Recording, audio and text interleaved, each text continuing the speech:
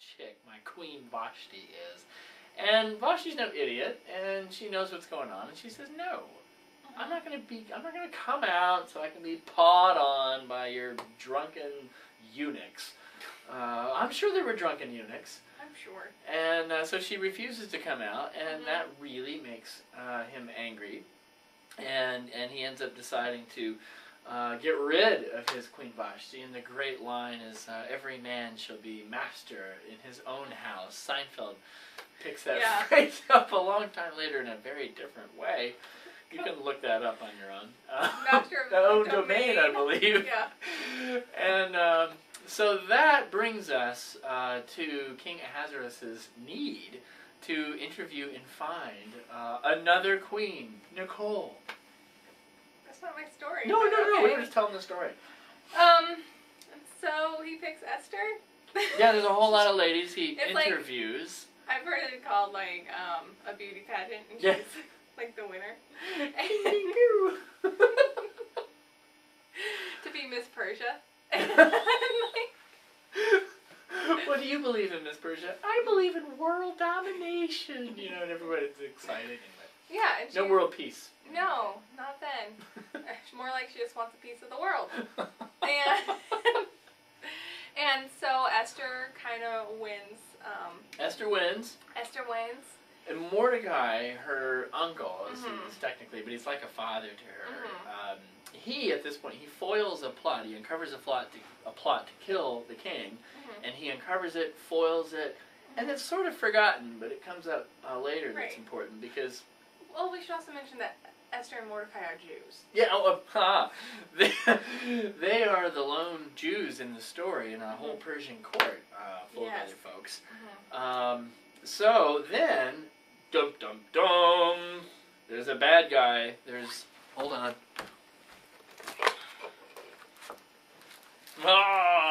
There's pirate Haman. There's Haman. There's a bad guy named Haman.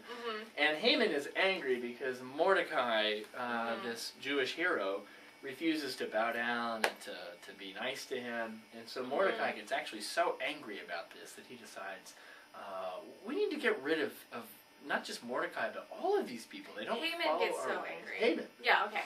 Sorry. Yeah, Haman, he's so angry. They don't follow our ways. They don't do as we do. They don't bow down to our gods.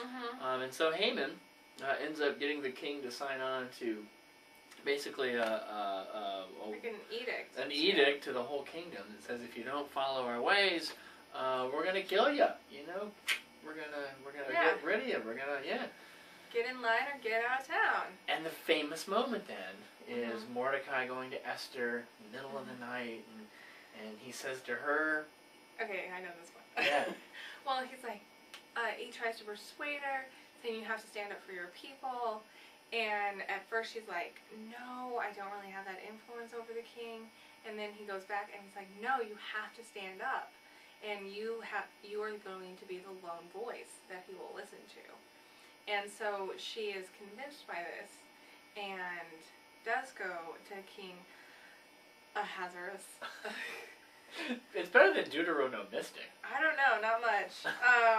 And what's the great line that she says, or that he says to her? It says, for such a time as this. Oh. He says, you may have become queen for just such a time as this.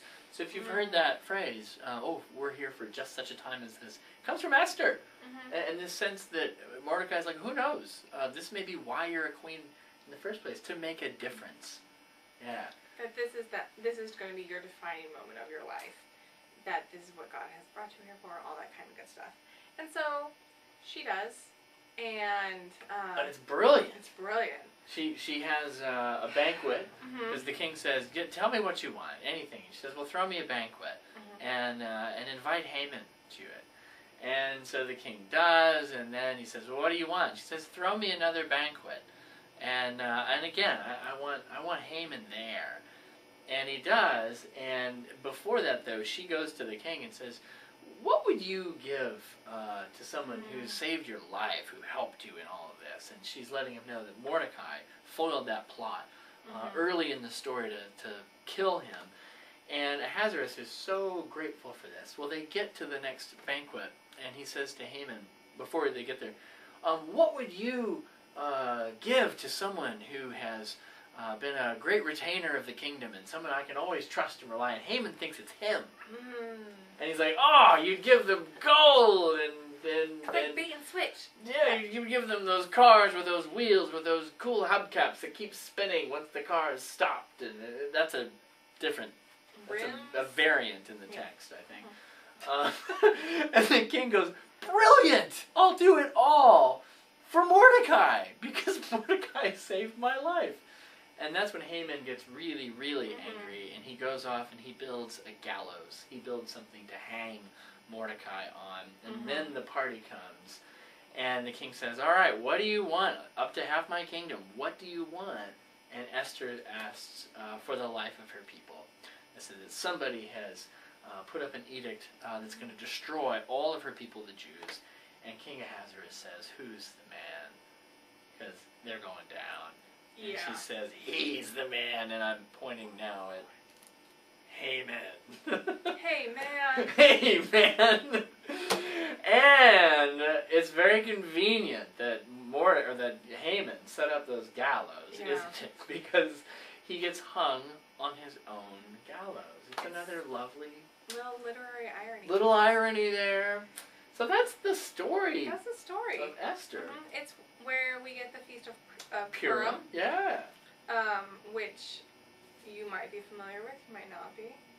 It's normal. It's a feast in the Jewish calendar. It is, and there's a lot of wine drunk at that affair to remember Ahasuerus, and to really celebrate freedom, the freedom of the people and the escape of the destruction. That's the story. That is the story of it. Well, I thought we'd talk about the whole story. Is there anything more you wanted to focus in on that you really loved?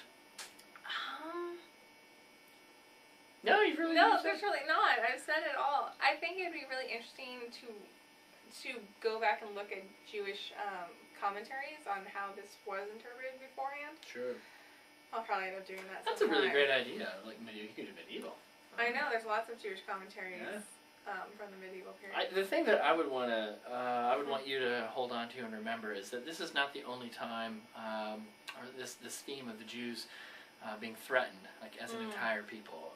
Book of Daniel, we're also going to see this, and Daniel is, even though it purports to be written long, long ago, Daniel's also probably written near this time, or even a little closer to the New Testament, maybe the 2nd century. 167 BC. 167, 2nd century. There we go. Well done. And and this sense of these people saying, if you don't bow down to our ruler and acknowledge that they are a god, and you only worship your own god, this is not okay. And so the sense of there's religious tolerance as long as you acknowledge that there's one God. This becomes a major force and majorly relevant in the Roman Empire. And that's why as we get closer to that. Yeah, and maybe that's why it was included in the Christian canon. Because they identified so much with it. As they felt like a small persecuted people. That makes a lot of sense. See the connection? Yeah. Look at that. We're all about connections here. All right, next we are going to head to the wisdom literature, one of the finest masterpieces, Job. So tough. Oh, we're excited. So wonderful. So, we'll see you then.